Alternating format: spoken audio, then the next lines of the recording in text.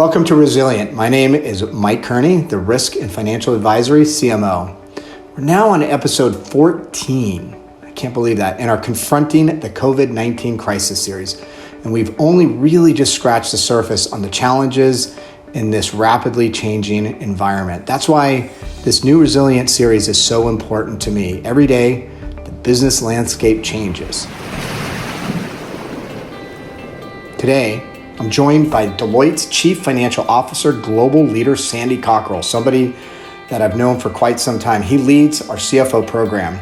The mission of the CFO program is quite simple: to help CFOs stay ahead in the face of growing challenges and demands. And with COVID-19, CFOs are front and center in navigating a very, very challenging environment. We are fortunate to have just launched the Q2 CFO Signals survey, I think just today. And today, I plan to dive into this survey with Sandy. We're going to talk about what CFOs had to say in terms of revenue growth, how CFOs are adapting to the challenges brought on by COVID-19, what CFOs are saying about hiring and staffing cuts, how CFOs are looking at virtual work, and new trends as a result of COVID-19. So let's get to it, my conversation with Sandy Cockrell. Sandy, welcome to Resilient. Sandy, you are releasing the Q2 CFO Signals survey this week, maybe even today. And I think the question that I'm most curious about, I think a lot of people are talking about, is when do CFOs actually see the economy getting better?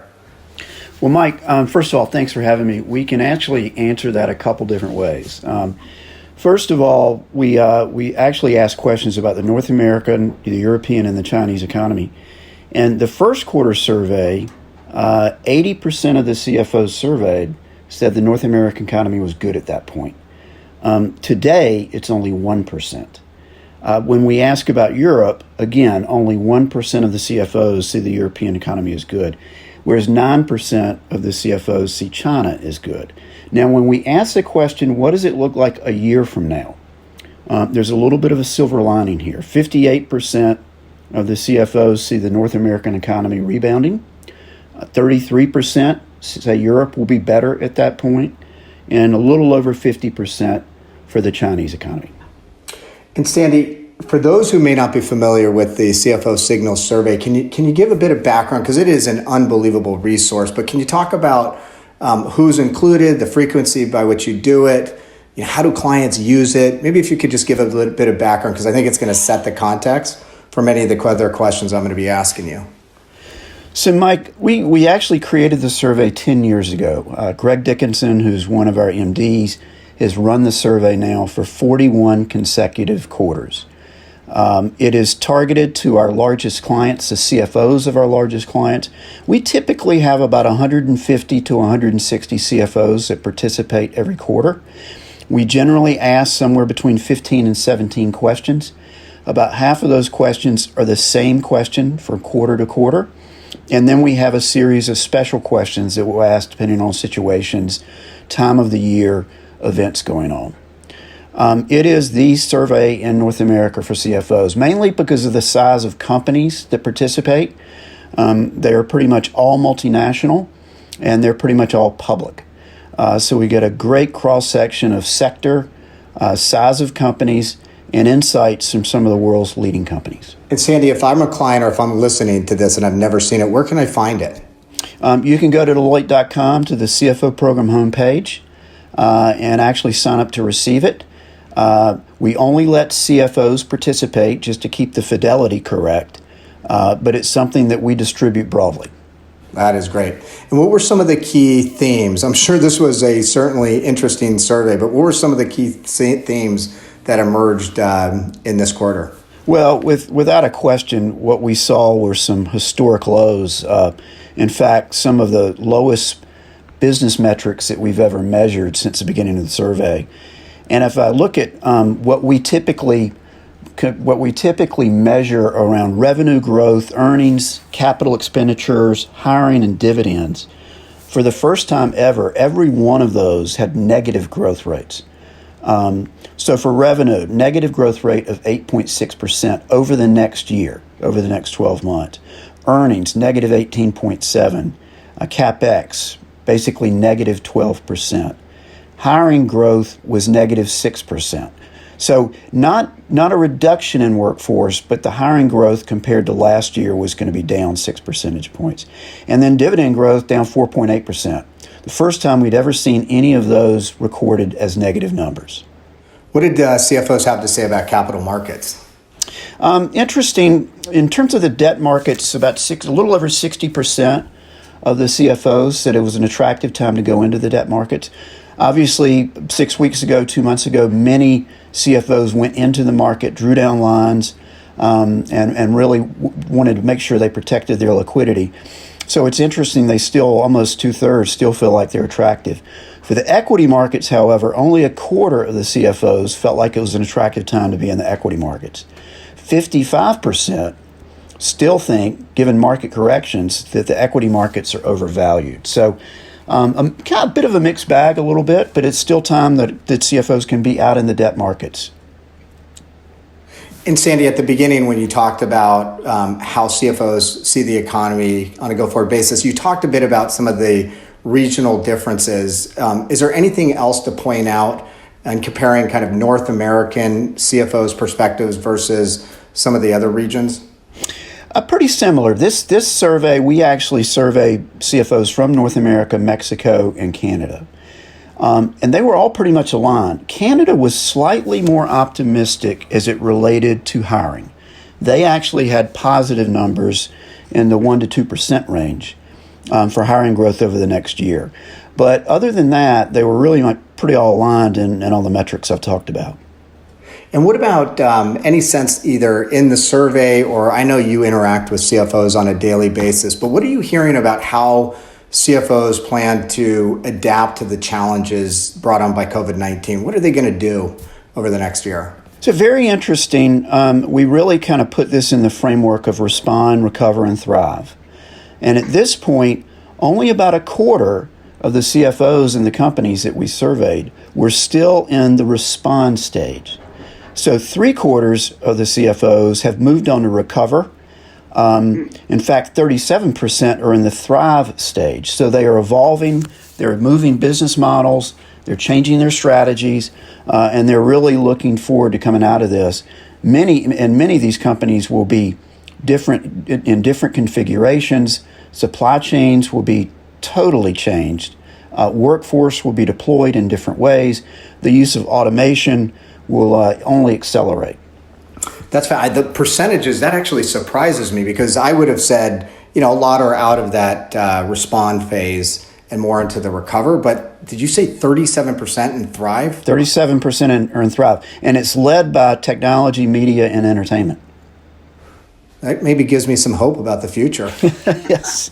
On the other side of the coin, as one might expect, real estate, basically retail and wholesale, and the services sectors are still the ones that are pretty much stuck in respond. They, to a great degree, are in survival mode. What about, did you guys talk about virtual work at all and perspectives that CFOs have on that, and whether or not they expect that trend to continue? Yes, it's interesting. I think most all large multinationals have really been studying virtual work now for a while. This crisis is only going to accelerate the adoption of many of those practices. For instance, 71% of the CFOs said that their employees who want to continue to work remotely will be allowed to. That's incredible. That's more than 2/3 of the workforce. 75% absolutely expect for there to be more routine work done remotely.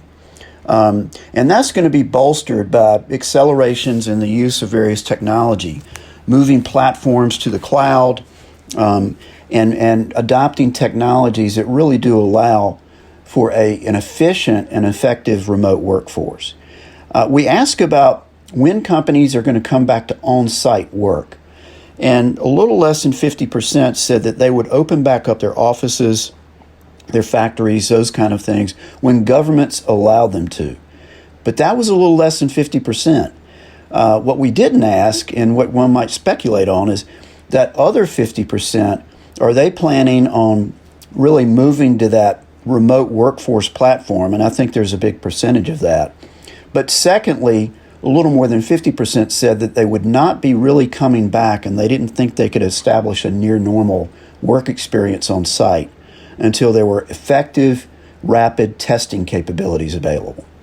Yeah, Sandy, I think this is kind of the big unknown, but I think we certainly have seen kind of a shift in how people are going to work in the future, which is going to be unbelievably entertaining to watch kind of unfold over the next few years. Correct. And just two follow-ups on that. The survey did really uncover this thought that real estate footprints will probably shrink. But another point I bring up that's not explicit in the survey, something I've talked about with others, but I do think is important to keep in mind. One of the reasons many times transformation goes slower than necessary or slower than people might like is the unwillingness sometimes of employees to adopt new methods and technologies because it is a cultural shift. And I think what's happening now is you're having a lot of people that are now working at home, and they're being forced to learn how to use new technologies. I'm one of them. And it's really fascinating to see what we'll call the effectiveness of the workforce that you really got there in a unique way. People are learning how to use new skills, and that will only accelerate the ability to work at home and work remotely in an efficient way. Yes, Sandy, there was another conversation I probably had 4 to 6 weeks ago, which kind of boggled my mind, and it was all about the virtual close, which obviously CFOs are right in the middle of. And the conversation was, how are we actually going to close our books when all of our employees who typically are in the office now are in remote locations?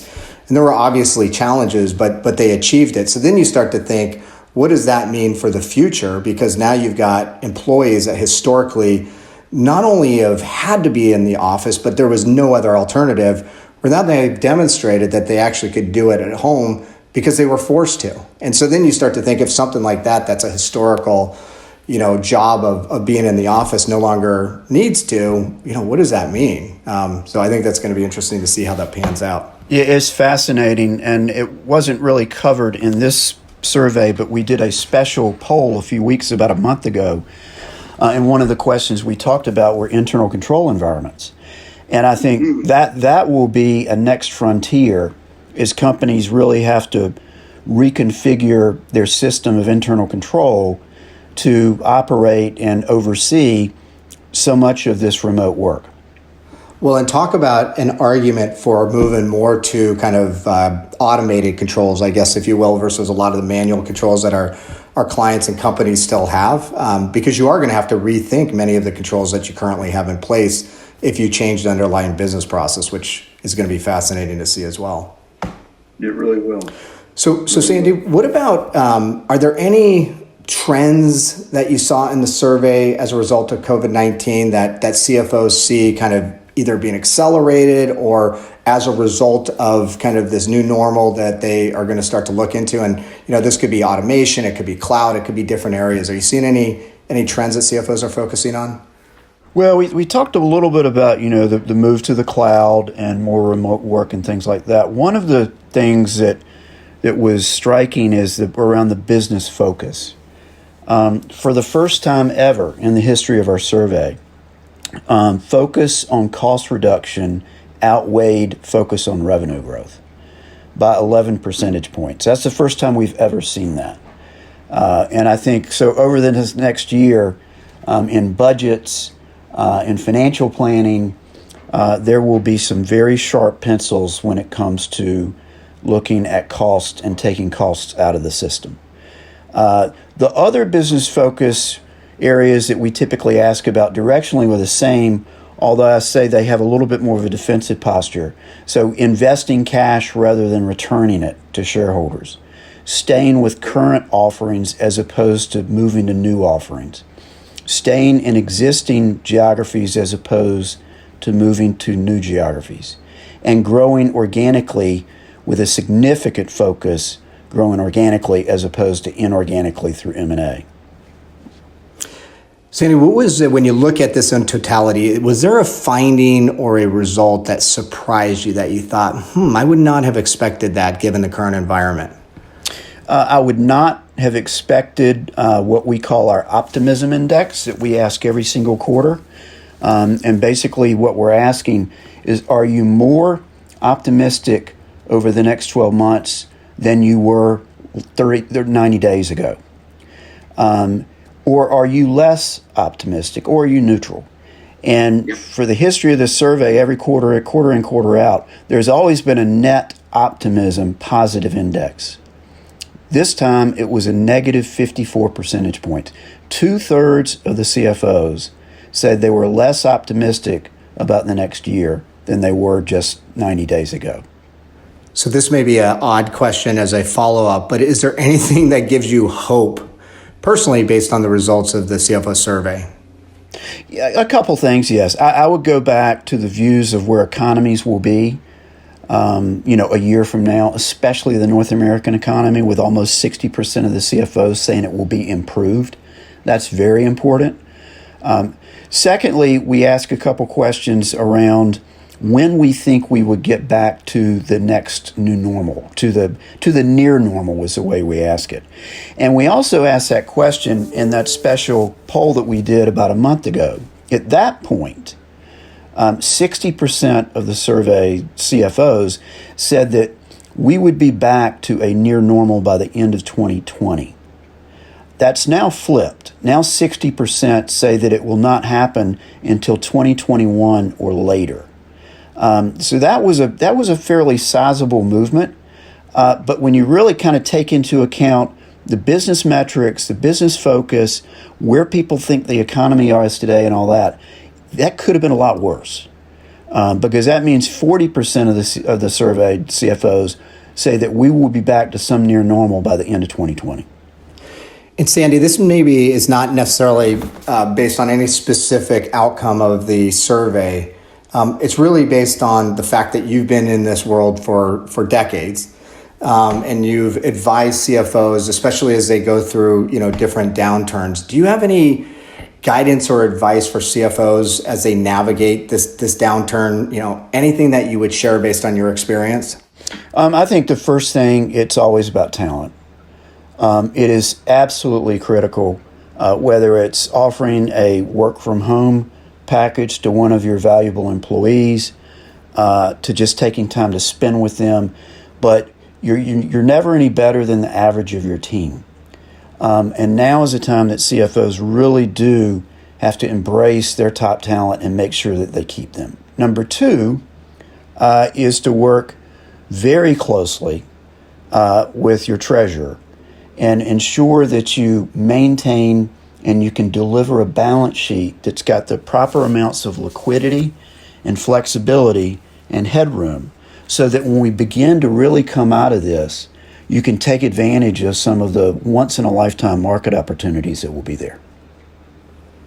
I think I've exhausted every question I have, Sandy. Is there anything else that came out of the survey that you think is important for us to convey to our listeners that will help them navigate the next several months? The last thing I would say is one question we ask every quarter is risk appetite. And normally, somewhere between 45 to 50% of the survey, the CFOs will say it's a good time to be taking on additional risks. That number has dropped now to 27%, rightfully so and very understandably. What I would say is we continue to produce CFO Signals on a quarterly basis. That would be a metric that I would say is a beacon. It's a very important benchmark to follow, because as that percentage crawls up back into the 40s, I think that's when you're going to see companies begin to focus on revenue growth versus cost reduction, returning money to shareholders, going into new markets, developing new products, and growing inorganically.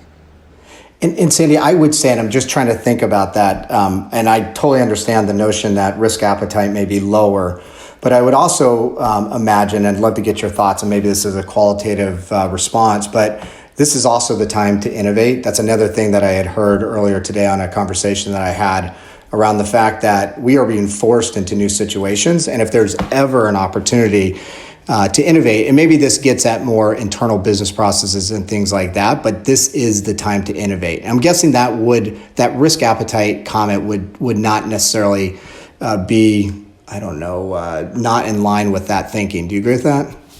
Yeah, the risk appetite is really more along the lines of, how are you going to grow? Is it going to be inorganic or organic? Are you going to, take on additional risks onto your balance sheet in terms of capital structures? Those kind of things. Are you going to go into new and risky markets? What I would say to really support what you heard today, and I'll go back to 3/4 of the CFOs already being in the recovery and thrive stages, because that's where evolution and innovation and business model change takes place, and they're beginning to do that. Yeah, that's a great way to end it. I'm actually really excited just about the innovations that I've seen at my clients, what I'm even seeing at Deloitte. I think the opportunities, given everything that we're going through to create new business models, to create new ways of working, are incredible. So that gives me a lot of hope. Sandy, this is awesome. Thank you very much. This is such an unbelievably valuable resource that everybody can be using. So thank you for sharing your perspectives and the results. Thank you, and thank you for having me. Thank you, Sandy, for sharing these insights from the CFOs responding to the survey. I invite you to check out the report on Deloitte.com. Just type CFO Signals. We have covered a lot of topics over the last few months. We have an incredible backlog of guests that we are going to continue to bring to you. If you have any topics or anyone that you think we should be talking to, hit me up on LinkedIn or Twitter. And I've been getting a lot of feedback, which is incredibly helpful as we prioritize which topics we bring to you next. And for more insights across all aspects of COVID-19, just go to Deloitte.com on our COVID page. You can also listen to the Resilient Podcast on Apple Podcasts, SoundCloud, Stitcher, Google Play, and even Spotify. Until next time, stay safe and remain resilient.